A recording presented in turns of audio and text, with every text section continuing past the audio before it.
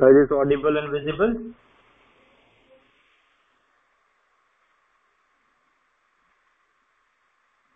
Online में जो बच्चे बोल रहे हैं, गुड. चलो.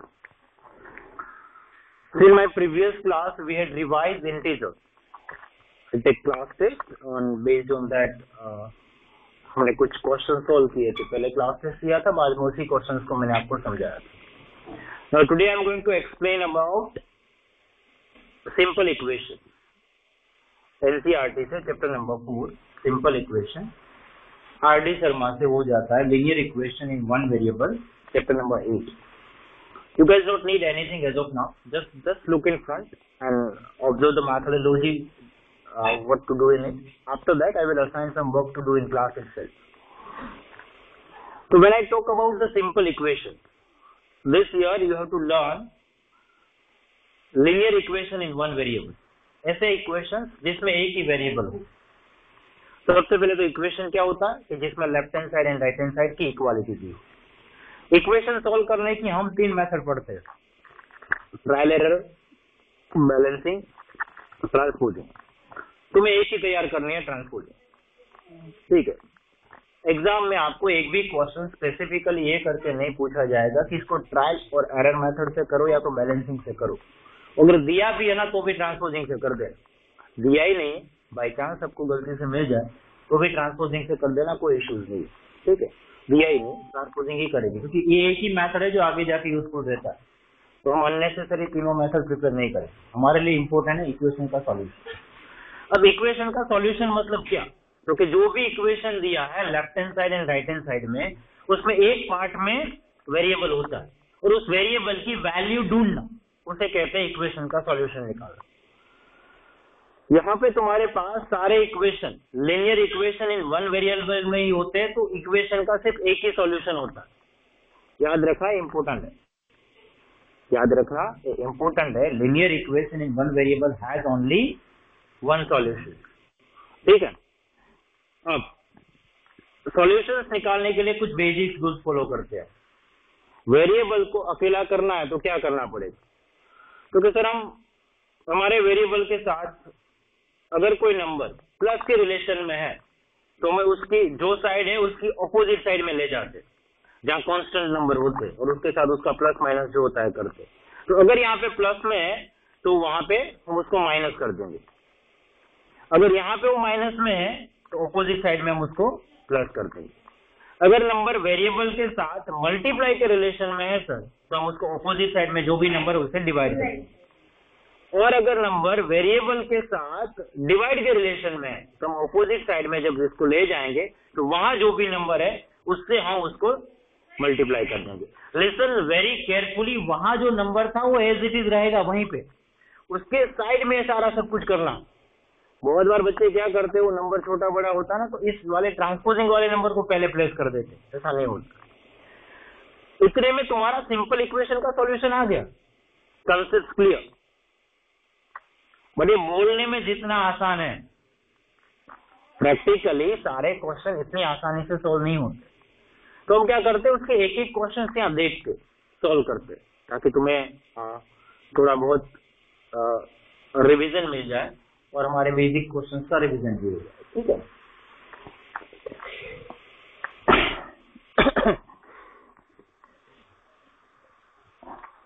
पहला क्वेश्चन देखो. If it is given x plus 3 is equal to 7, if it is given x minus 3 is equal to 7, if it is given 3x is equal to 7, और if it is given x upon 3 is equal to 7. देखो यहाँ पे हमने basically सारों functions ले ली. Variable के साथ number plus में, वेरिएबल के साथ नंबर माइनस में, वेरिएबल के साथ नंबर मल्टीप्लाई में, और वेरिएबल के साथ नंबर डिवाइड में, है ना देव. अगर इसका हम सॉल्यूशन करेंगे तो क्या होगा? क्योंकि यहाँ वेरिएबल को अकेले करने के लिए +3 मुझे ट्रांसपोज करना है. +3 जब यहाँ मैं ट्रांसपोज करूंगा तो 7 तो वही का वही रहेगा, उसके साथ ये 3 माइनस होगा और हमें आंसर मिलेगा x इज इक्वल टू 4. ठीक है. समझ में आ रहा? श्योर? पक्का? आवाज ठीक से आ रही है.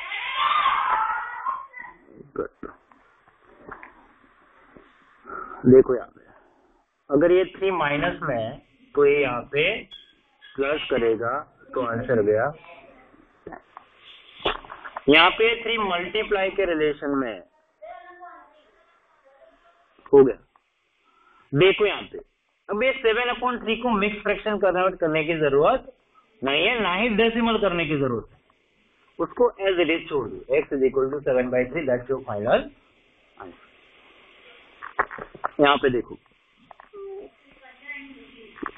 ठीक है, ये यहाँ पे डिवाइड था तो यहाँ पे मल्टीप्लाई, तो आंसर आएगा x is equal to 20। Sir जितना बोलने में आसान था ना उतना ही करने में आसान लगा, है ना, बट तुम्हारे पास जो इक्वेशंस आएंगे वो इतने आसान थोड़ी होंगे। वो एक साथ दो फंक्शन लेके आएंगे, जैसे कि 3x minus 7 is equal to 8। यहां आप देखो वेरिएबल के साथ एक नंबर माइनस में है और एक नंबर मल्टीप्लाई में, तो एक साथ दोनों नंबर ट्रांसपोज नहीं किए जाएंगे, हम स्टेप बाय स्टेप करेंगे। तो पहले एक नंबर ट्रांसपोज करेंगे, फिर दूसरा नंबर ट्रांसपोज करेंगे, ठीक है। तो सबसे पहले हम 7 को ट्रांसपोज करेंगे या 3 को। Which number you would like to transpose first? -7।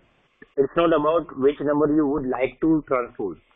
It is about which comes as per the rule. तो -7 पहले ट्रांसपोज होगा, तो 3x is equal to 8 plus 7, तो 3x इज इक्वल टू 15, तो x इज इक्वल टू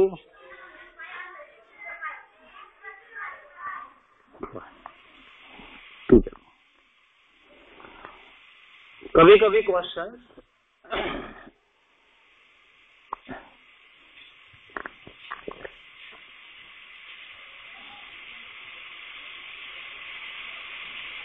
ऐसे भी होंगे, ठीक है। एक नंबर प्लस के रिलेशन में है, एक मल्टीप्लाई के रिलेशन में है, बट नंबर फ्रैक्शनल है, कोई फर्क नहीं पड़ता, ठीक है। सबसे पहले वो 1/2 7/2 ट्रांसपोज कर दो, ठीक है। अब यहाँ पे एलसीएम लेना पड़ेगा, तो इसको 2 से मल्टीप्लाई करोगे तो 14/4, तो अब हुआ 1 माइनस 14/4, तो 3x इक्वल टू क्या मिला? -13/4। अब 3 की बारी आती है।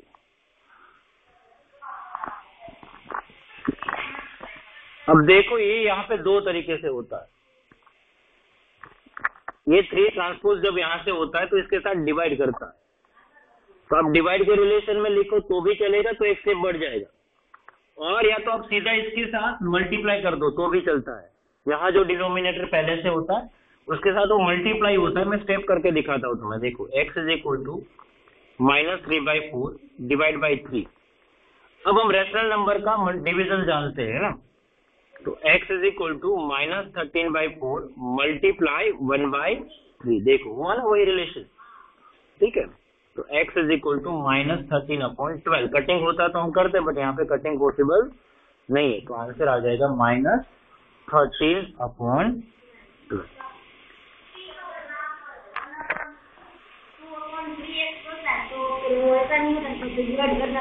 हाँ, जो कटिंग पॉसिबल है वही, वो तो तुम जानते हो ना कि रेशनल नंबर का डिवीजन कैसे किया जाए।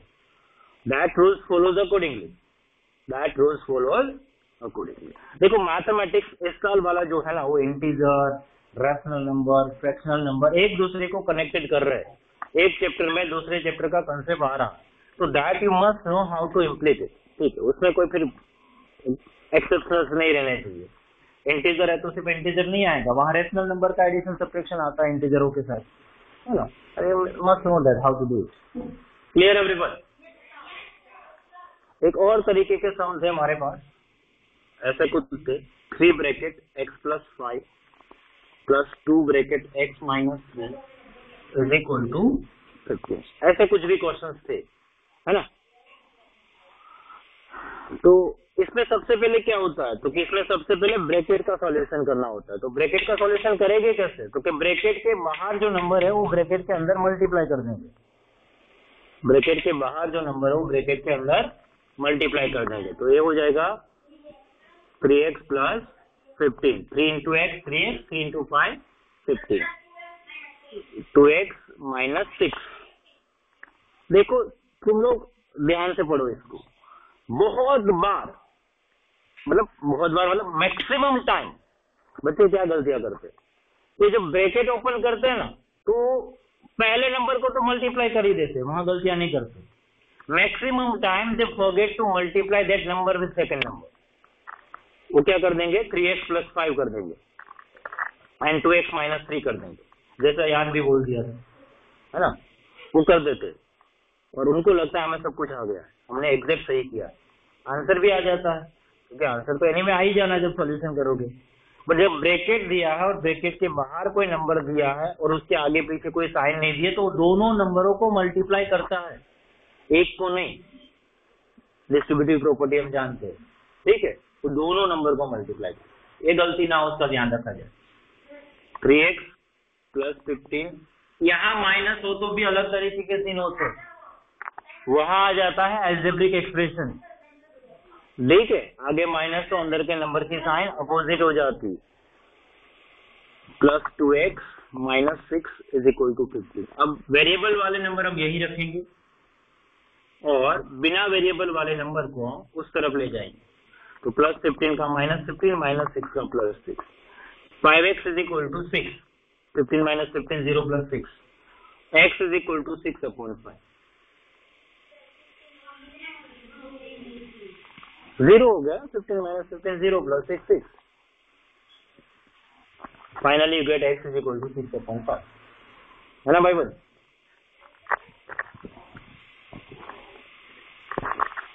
Understood everyone. तो बच्चे ऑनलाइन में बैठे समझ में आया बेटा? Good, let's finish it as a class work. Title देना revision chapter number 4 simple equation, और उसके बाद ये 7 क्वेश्चंस कर लो, उसके बाद हम वर्ड प्रॉब्लम भी डिस्कस करेंगे, ठीक है।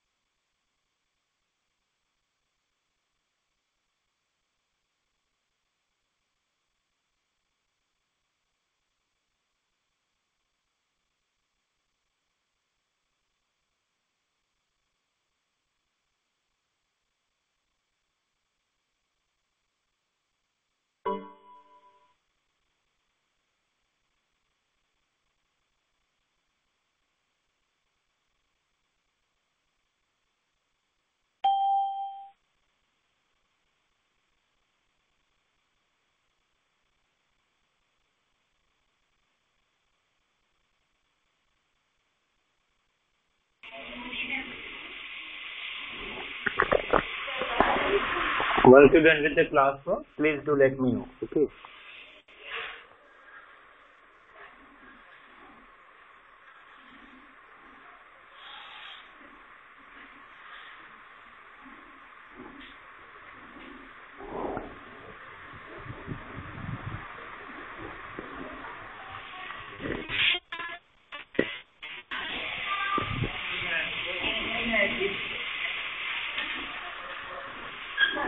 Here the LCM is 4.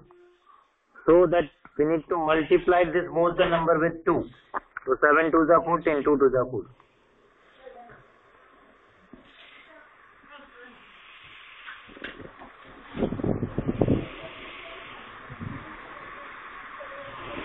हाँ 3 into 4 12 भी कर सकते हो.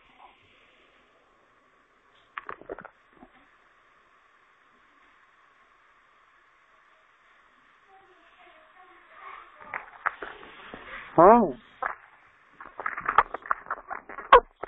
Don't prepare things for only for the exam purpose, भाई. Learn the concept. Prepare the concept. Exam का अपने आप हो जाएगा.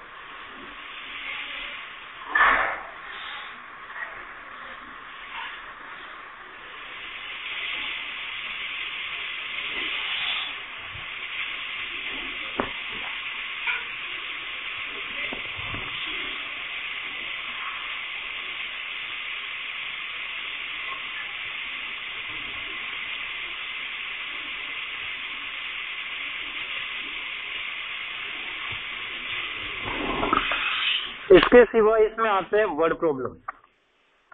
ठीक है. Word problems in the sense आपको जो सेंटेंस दिए, स्टेटमेंट्स दिए, उस स्टेटमेंट को प्रॉपरली समझ के आपको उसका पहले इक्वेशन बनाना, और उसके बाद जो हमने 7 क्वेश्चन सोल्व किए उसी तरह से कोई एक इक्वेशन मिलेगा आपको, और उस इक्वेशन का सॉल्यूशन करना.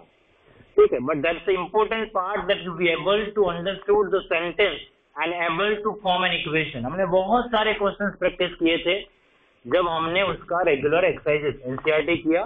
उसके बाद आरडी शर्मा से भी बहुत सारे क्वेश्चंस किए. ठीक है. यहाँ पे मैं आपको एक एग्जांपल समझा रहा हूँ. I have written the questions on the board that Mahi's father age is 4 times Mahi's age. Sum of their ages is 56 years. Find that present age, और you can say find their edges.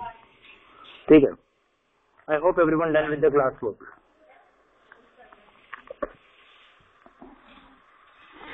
The first thing that we need to do for this word problem is you need to take a reference variable. Suppose इन दोनों में से किसी एक का as आपको consider करना होता है. इसके रेफरेंस में हमें दूसरा एज मिलता है, और पूरे क्वेश्चन के रेफरेंस में हमें पूरा इक्वेशन मिलता है.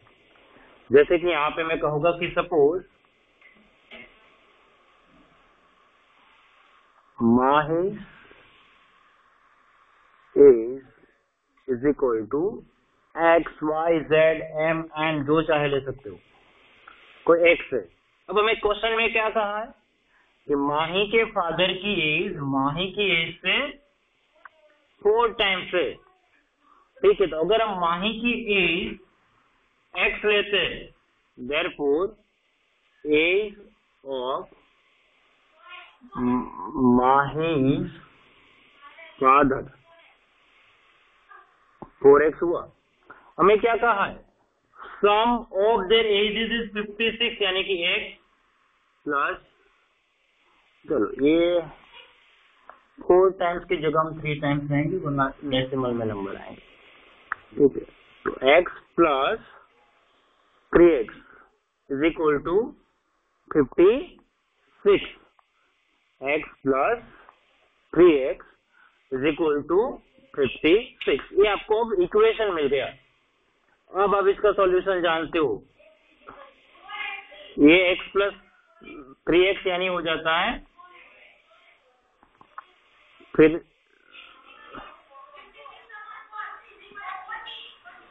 तो ये जो 14 मिला हमें क्या मिला, तो कि माही की माही एज 14 ईयर, ठीक है। Now therefore age of Mahi father, हमें क्या लिखा था 3x यानी कि 3 मल्टीप्लाई x यानी कि 14 यानी कि 42 ईयर, 42 ईयर। तो यहाँ पे माही की एज 14 होगी, तो उसके फादर की एज 42 ईयर थी, ठीक है। Understood, understood. एक एग्जाम्पल है, ऐसे बहुत सारे अलग अलग क्वेश्चंस बन सकते हैं। There is not a fixed one kind of sum for this word problem of simple equation. There is n number of possibilities are there. This way you have to solve step by step. समझ में आ रहा है?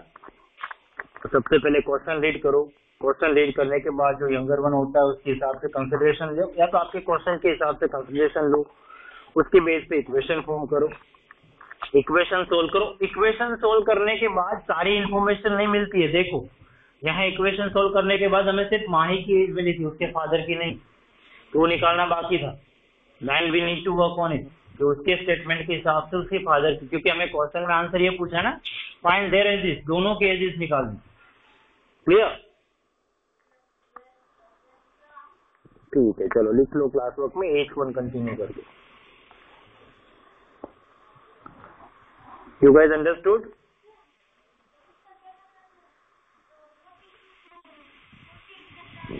अगर आपको इसका verification करना है कि दोनों की एज जो मिले ना उसका एडिशन कर दो, it will be 56। If it is not then it is wrong. If you want to do the verification कि आपका आंसर सही है कि नहीं, कुछ क्वेश्चन में पॉसिबल होता है वो, तो अब इन दोनों की एज का एडिशन कर दो, अगर वो 56 मिलता है दैट मींस इट्स सही। हाँ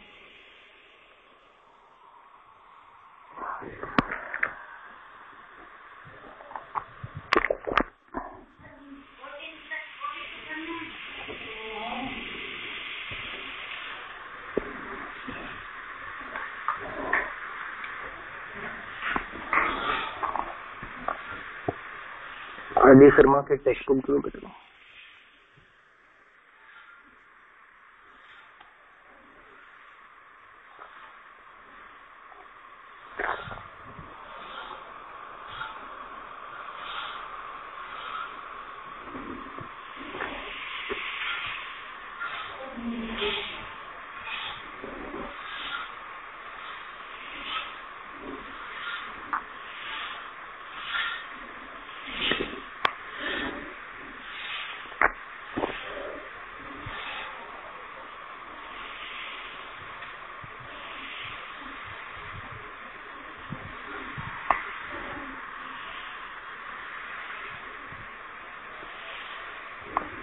आरडी शर्मा के टेक्स्ट बुक हाँ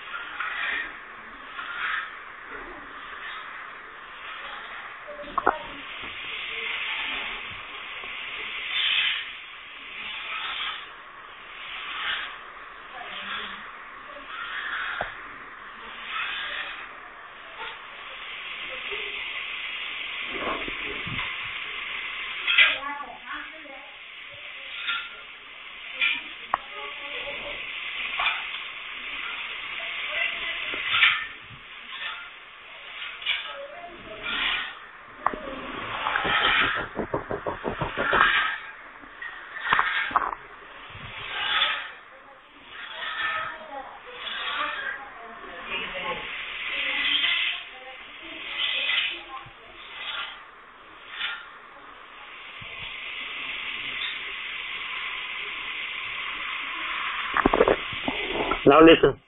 Check out your R.D. Sharma textbook. R.D. Sharma textbook. Page number 8.6. Page number 8.6. Guys, take it out your R.D. Sharma textbook और जो क्वेश्चन में टिक करवा रहा हूँ उसको टिक करो जो आपको होमवर्क और क्लास वर्क दोनों में करने हैं. R.D. Sharma textbook, page number 8.6. Exercise is 8.1. What is your R.D. Sharma textbook?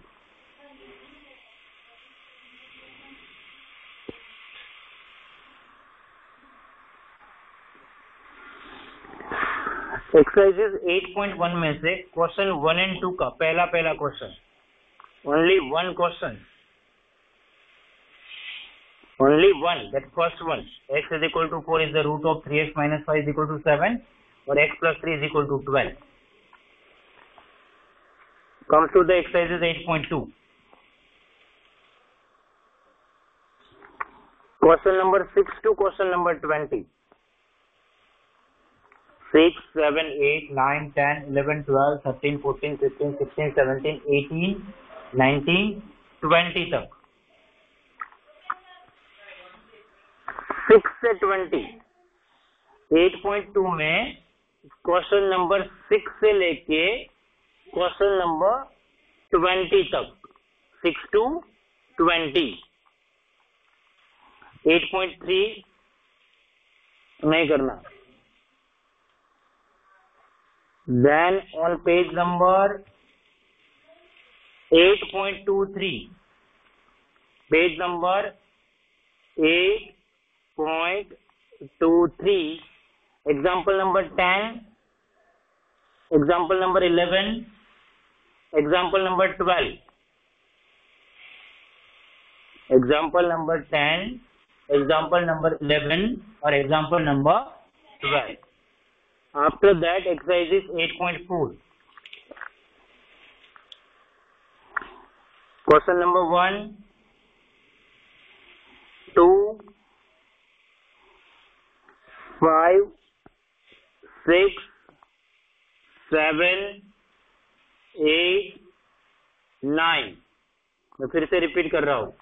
1, 2, 5, 6, 7, 8, 9. Tomorrow is Sunday, na? Let's start doing it as of now. You can start doing this work as of now. Start practicing. Today you will get minimum 2 proxies, like one of SS lecture and one of English. अगर ज्योति ma'am का है तो ठीक है. Then you will complete in that class also. Okay. ठीक है, तो in that class you can complete. Good. Let's start doing it. जो बच्चे ऑनलाइन में बैठे वो भी ये काम करना स्टार्ट कर दो. It is class work as well as homework. जितना class work में complete हो उतना class work में. Remain part you have to complete in homework.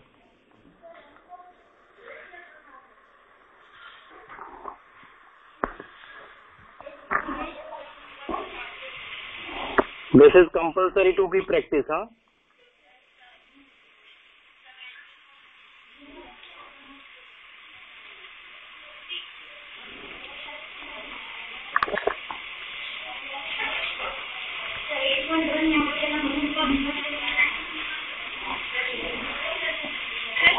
बेटा मैंने टिक करवा दिया ना.